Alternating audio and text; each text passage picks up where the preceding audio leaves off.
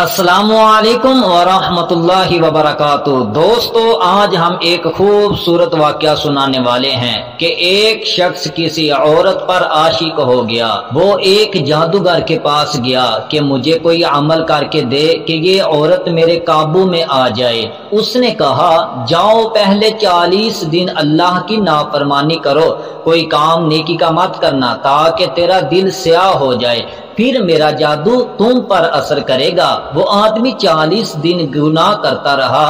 40 دن گزارنے کے بعد آ کر جادوگر سے کہتا ہے کہ میں نے 40 دن اللہ کی نافرمانی میں گزار دیے ہیں۔ اب جادوگر نے اپنا عمل کیا، لیکن اس کے جادو نے اس آدمی پر اثر نہ کیا۔ بار بار جادو کا عمل کرتا رہا، لیکن اس کا اثر نہ ہوا۔ اب جادوگر آدمی سے کہنے لگا کہ بتا، ان 40 دنوں میں آپ نے کوئی نیک کام تو نہیں کیا؟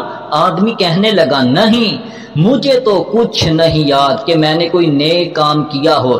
جادوگر کہنے لگا، یہ نہیں ہو سکتا کہ تم نے کوئی نیک کام نہ کیا ہو، ذرا سوچو۔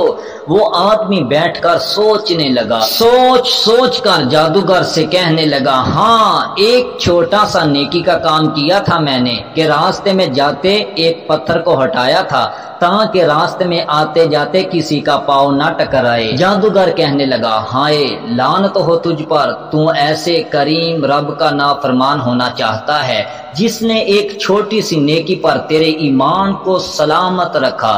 میرا جادو چلتا ہی اس شخص پر ہے جو ایمان سے خالی ہو جائے۔